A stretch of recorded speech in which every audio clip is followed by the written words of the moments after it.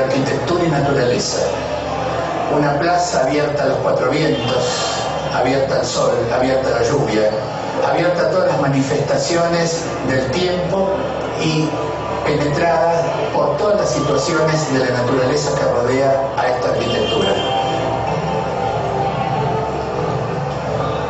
Una plaza pensada para la circulación, para la permanencia, para la conversación, para la siesta, para el amor, para el estudio, es decir, una plaza que representa la vida misma.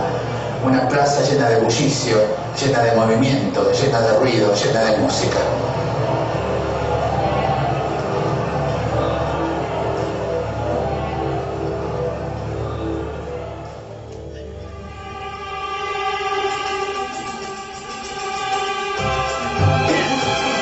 No gusto del ángulo recto, duro, rígido, predeterminado. Prefiero en cambio la gracilidad de las curvas.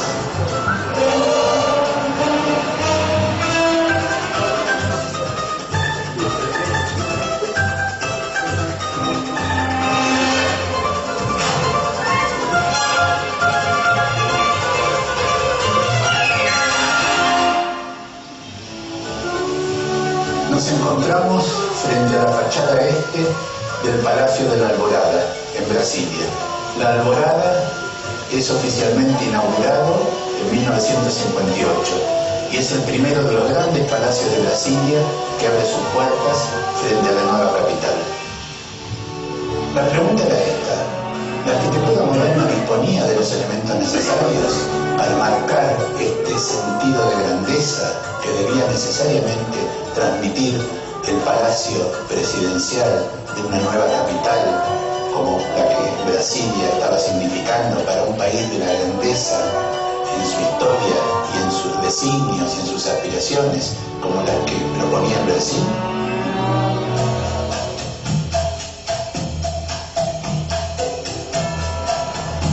El Palacio Presidencial del Planalto, donde nos encontramos, es el palacio donde despachan los presidentes del Brasil.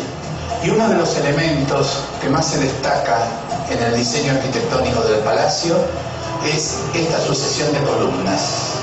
Estas columnas que, según la propia definición poética del arquitecto, son leves como penas pousando no chão, es decir, livianas como plumas apoyadas o posadas sobre el suelo.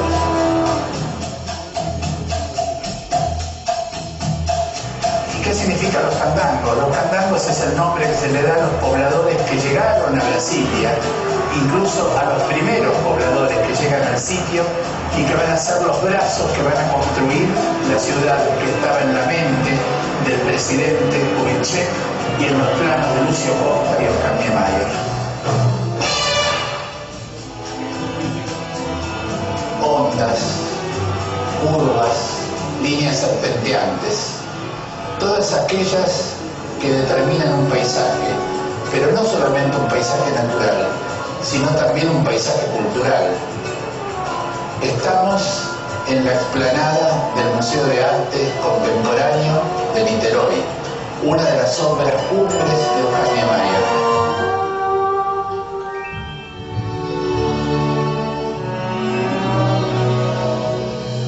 La curva de la mujer preferida, la curva de las nubes del cielo y de las ondas del mar, la curva de los morros de mi país. De curvas está hecho todo el universo curvo de Einstein.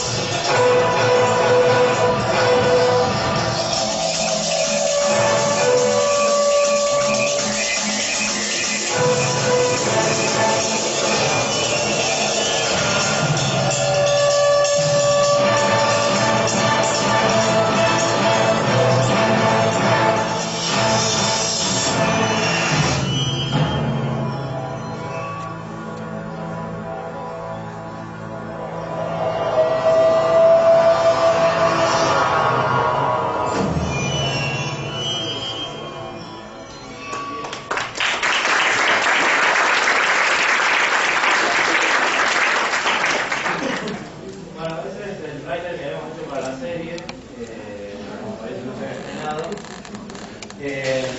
Y ahora les paso este es el video que les decía que pasamos a la presentación de los libros, que en realidad habla sobre qué pasa con el patrimonio en Argentina y lo que se ha hecho en los últimos años.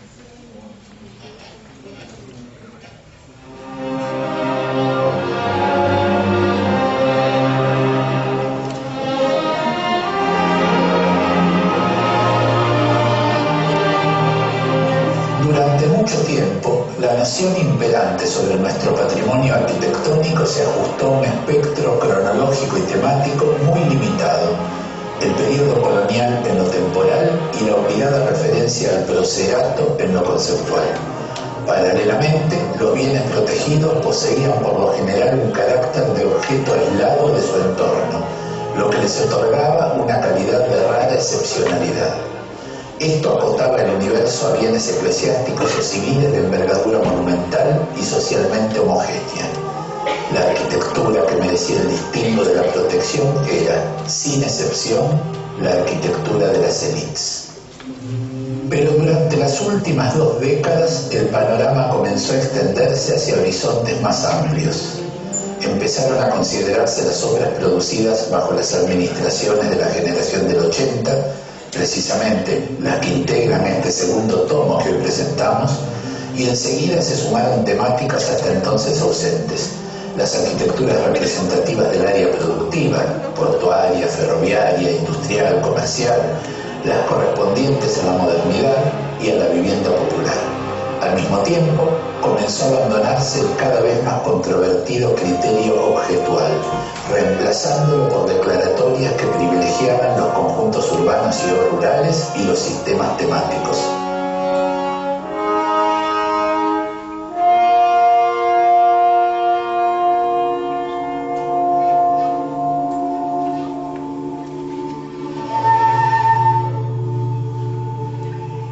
Aparte de lo apuntado, durante la última década se han incorporado 2 temas invisibilizados por meras razones ideológicas. El primero de ellos refiere al rico y extenso universo de nuestro patrimonio prehispánico. La tradición cultural y educativa argentina sostuvo durante más de un siglo y medio la falacia de que el nuestro era un país sin indios, una isla europea en medio del circundante océano mestizo latinoamericano. Consecuentemente, los asentamientos precolombinos de nuestro noroeste, Quilmes, Tastil, Tilcara, el Xincal, eran espejismos que solo se corporizaban si se los visitaba, pues estaban ausentes de las declaratorias y los programas de protección. Era curioso que los vestigios físicos de aquellas altas civilizaciones regionales, con sus fuertes desarrollos preincaicos y su posterior integración al Tahuantinsuyo inca, apenas estuviesen relegados a las vitrinas de los museos arqueológicos o etnográficos, cuando sus descendientes continuaban respirando culturalmente a través de sus rituales sincréticos, de sus técnicas y saberes, de su gastronomía, de sus músicas y danzas.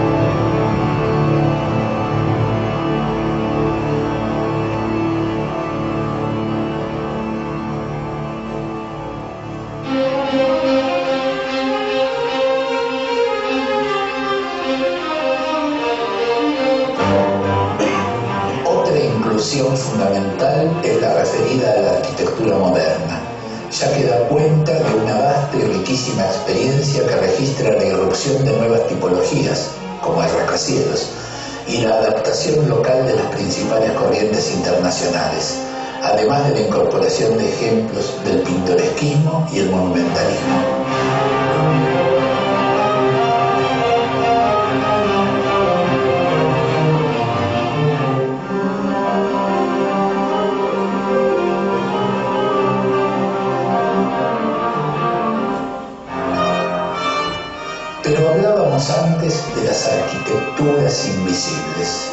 Dentro de tal categoría se ubica claramente toda la inmensa producción de Estado del primer peronismo, la cual fue intencionalmente excluida de nuestra historiografía y de los registros patrimoniales, seguramente con la misma intención con la que el golpe gorila de 1955 intentó borrar vanamente el nombre y los símbolos de quienes hicieron posible la gigantesca inversión en materia de obras públicas, vivienda social, educación, salud, cultura y deporte, efectuada a través de 2 planes quinquenales.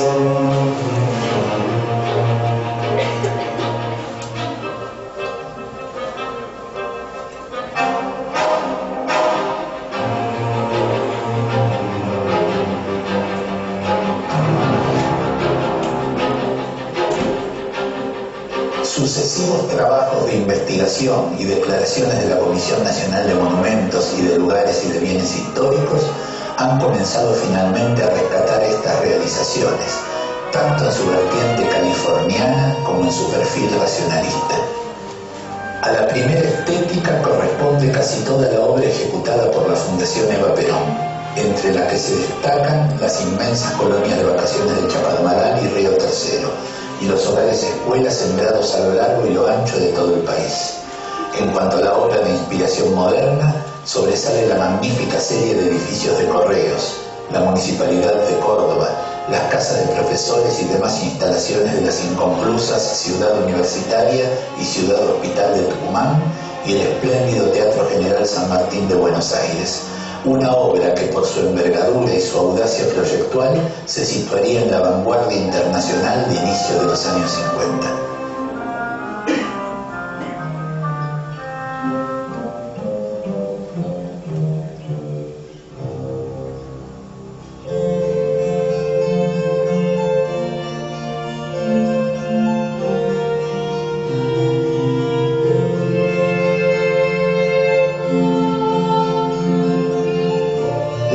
Del patrimonio arquitectónico y artístico y la percepción pública del mismo como un bien no renovable e inescindible de la memoria cultural colectiva han instalado definitivamente al tema en la agenda política. Consecuentemente con lo afirmado, durante la última década el Estado ha concretado un amplio abanico de acciones de preservación a nivel nacional, provincial y municipal.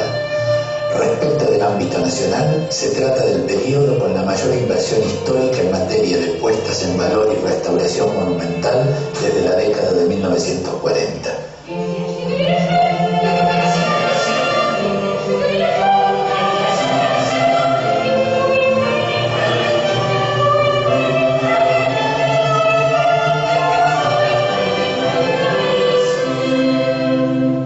Solo en el campo del patrimonio eclesiástico se ha intervenido en más de 60 templos de todo el país, entre los que se destacan las iglesias porteñas de Santo Domingo y San Ignacio, la de San Francisco en Tucumán y la Basílica Nacional de Luján, cuya obra integral de restauración fue, simbólicamente, la primera licitación pública firmada por el presidente Néstor Kirchner.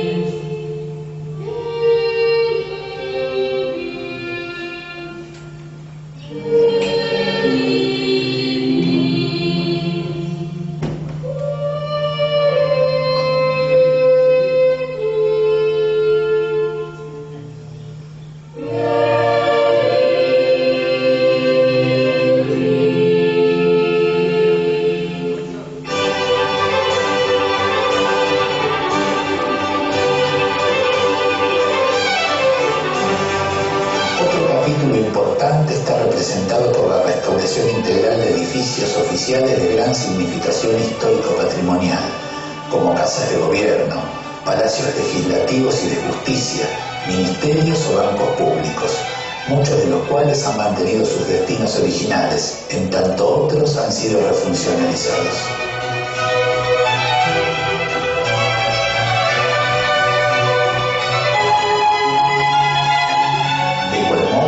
Los principales teatros líricos del país concretaron una cuidadosa puesta en valor de sus emblemáticas salas en herradura a la italiana.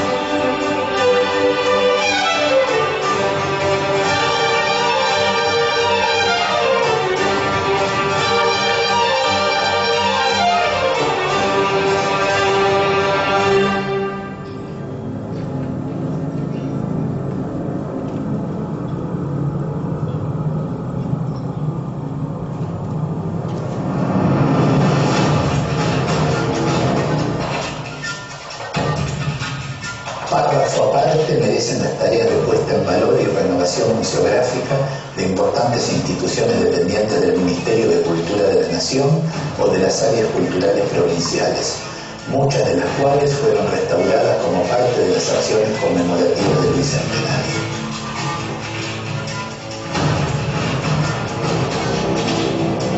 Ahora bien, si consideramos el patrimonio arquitectónico y artístico como parte integrante de nuestra identidad nacional y regional, cabe concluir que tal calidad se adapta a permanentes cambios y transformaciones y, por lo mismo, incluye conceptualmente a la producción contemporánea. En tal sentido, resulta ineludible incorporar toda una serie de valiosas realizaciones concretadas durante la última década. Muchas de ellas aunan proyectos de restauración histórica con obras nuevas, como los centros culturales del Bicentenario de Buenos Aires y Santiago del Estero, el Museo Rawson de San Juan o el Centro Cultural Kirchner de Buenos Aires, mientras que otras implican ampliaciones que llegan a quintuplicar la superficie original, como el Museo Carafa de Córdoba.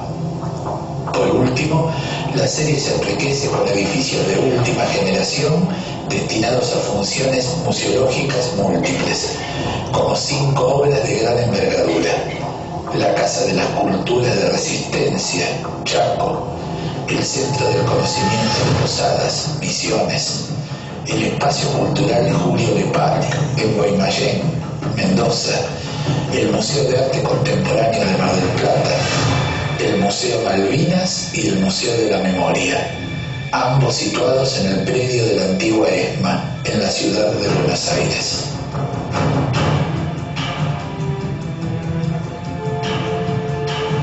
Para cerrar el tema, volveremos sobre una de las obras mencionadas, ya que debe ser considerada como el magnífico coronamiento de este excepcional conjunto programático. Nos referimos al gigantesco Centro Cultural Kirchner, que con sus 110.000 metros cuadrados se convierte en la mayor institución cultural de América Latina y se ubica entre las 4 mayores del mundo, detrás del Gran Teatro Nacional de China, en Beijing, 150.000 metros cuadrados, y delante del Centro Pompidou de París, 100.000 metros cuadrados, el Centro Reina Sofía de Madrid, 85.000 metros cuadrados, y el Lincoln Center de Nueva York, 62.000 metros cuadrados. Ubicado dentro del espléndido edificio del antiguo Correo Central, cuyos espacios nobles fueron cuidadosamente restaurados, se intervino en la vieja área industrial con un programa arquitectónico contemporáneo compuesto por el Auditorio Sinfónico conocido como La Ballena Azul, con capacidad para 1.950 personas, una sala para música de cámara de 500 espectadores, 4 auditorios audiovisuales, 40 salas de exposiciones, la Cúpula Mirador, el Museo Postal, la Sala Seba Perón y Néstor Kirchner, y los grandes espacios de recepción y orientación pública.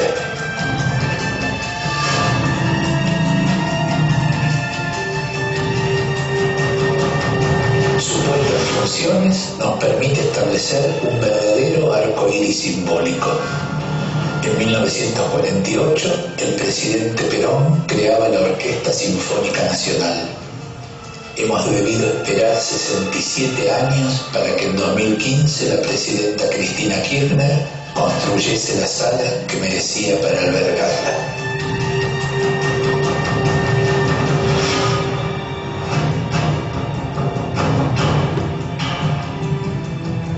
La antigua Secretaría y el actual Ministerio de Cultura de la Nación han dedicado al tema patrimonial un determinante y sostenido interés, concretado en un programa de patrimonio arquitectónico argentino que se desarrolla a diversos niveles. El acento académico se visualiza en las ediciones, cuyo segundo tomo tenemos hoy el honor de presentar aquí. Se trata del mayor relevamiento realizado hasta la fecha en el país, bajo la dirección académica de Alberto Petrina y Sergio López Martínez, al frente de un equipo de investigación y producción en el que se contó con la destacada participación de reconocidos especialistas de las provincias. En cuanto a la difusión masiva, esta se viabilizó a través de 2 series de programas temáticos emitidos en la televisión pública entre 2012 y 2015, los que posteriormente y hasta la fecha han sido incorporados a la programación de vuelo de aerolíneas argentinas.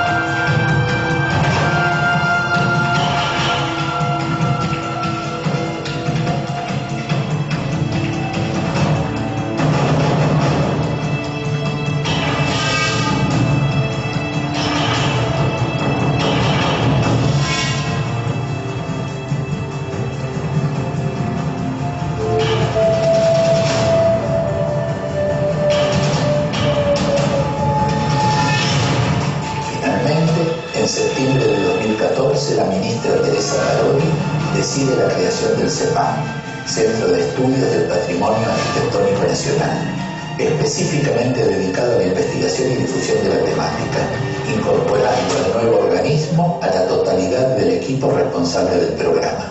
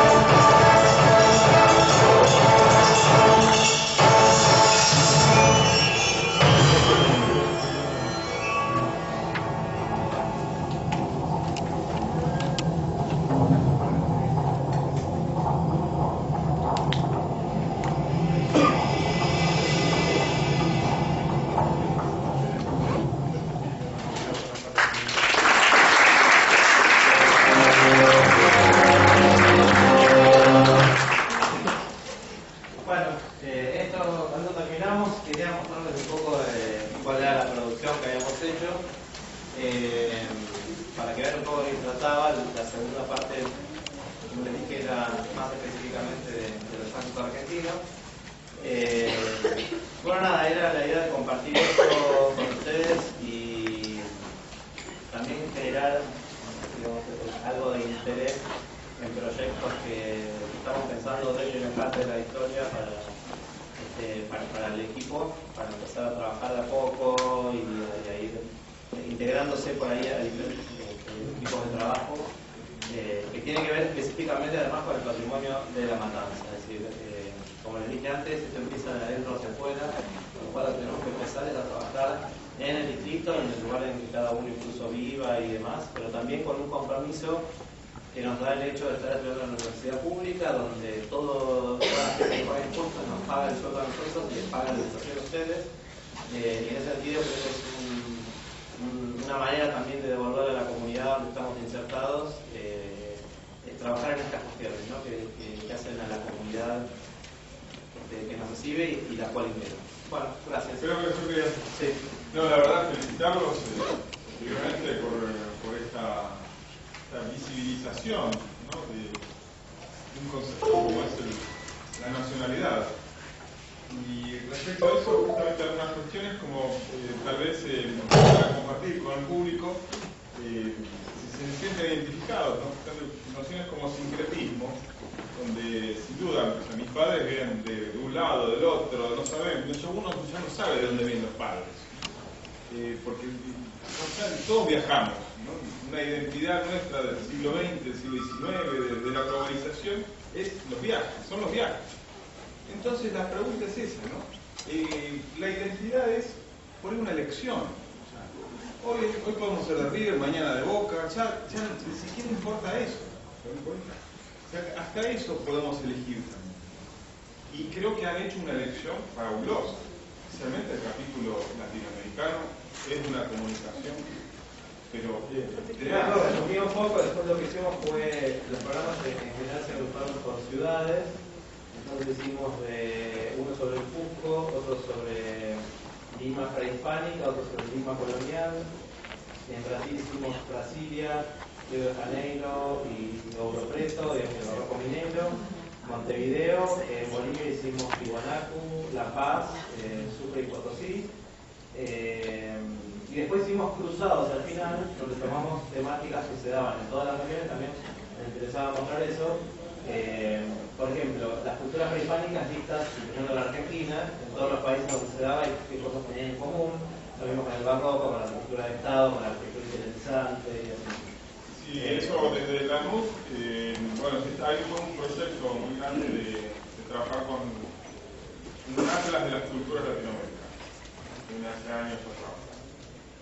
Y nosotros, ahora en la próxima presentación voy a mostrar un poco, hemos hecho como un reglamento del patrimonio protegido de la cuenca Matanza-Riachuelo, dentro de lo cual hemos mapeado el patrimonio de la matanza. Y por ahí eso para hacer un trabajo al revés, ¿no? Ahora yo vengo de afuera y digo, este es el patrimonio de ustedes, lo que encontré en las leyes. Es que además pasa, nos encontramos mucho con eso que a veces falta, digamos, nosotros mismos no reconocemos lo que tenemos como patrimonio y necesitamos el reconocimiento externo para después poder integrarlo en el patrimonio, lamentablemente. No, en eso pero pasa mucho así también, ¿eh? No, pero el que es un barrio tiene la filosofía del barrio. Sí, Eso es la cosmovisión indígena que le Grecia empezó en el barrio. Sí, eso es verdad, pero hay que también Es difícil institucionalizarlo. Claro, ¿cómo se institucionaliza? Si hace institucionalizar. Sí, no, por eso te digo que, por ejemplo, lo de los edificios patrimoniales, perdón, que son barriales, es muy importante ese primer reconocimiento.